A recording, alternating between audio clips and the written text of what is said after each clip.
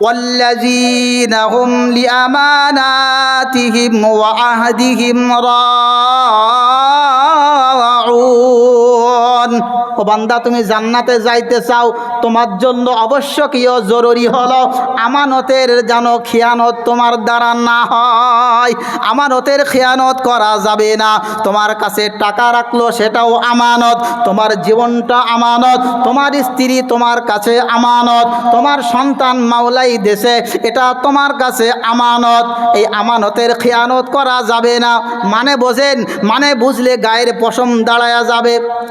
আপনার সন্তানকে আপনি ইংলিশ পড়াইলেন, ইংলিশ মিডিয়ামে দিলেন, এরপরে আপনি জেনারেল নলেজ অনেক শিখালেন, কিন্তু আল্লাহর কোরআন শোনালেন না, আল্লাহর কোরআন শিক্ষা দিলেন না, আপনি আমানতের খেয়ানত করলেন। আপনার কাছে আপনার সন্তানকে আল্লাহ আমানত দিয়েছে। কতজন আল্লাহর কাছে চাই, মাওলা গো আমার একটা সন্তান দাও, বাচ্চা দাও। কতজনকে আমার মাওলা দেয় না, কিন্তু তোমার না চাইতে আমার মাওলাই দেশে। আর ওই সন্তানটাকে ইংলিশ মিডিয়ামে ভর্তি করে দিয়েছো ভালো কথা, কিন্তু কোরআনের তালিম দেওয়ার কি কোনো ব্যবস্থা করেছো? মুনাজ্জাম মক্তবের ব্যবস্থা আশেপাশে তৈরি হচ্ছে আলহামদুলিল্লাহ। আমি শুনলাম এই মুনাজ্জাম মক্তবে কি পাঠাইছো?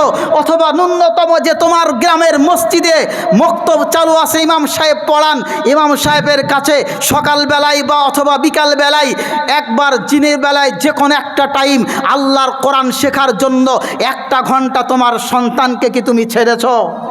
ছাড়ো নাই। এর নাম হচ্ছে আমানতের খেয়ানত।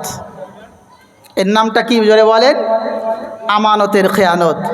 এজন্য এরকম আমানতের খেয়ানত করা যাবে না।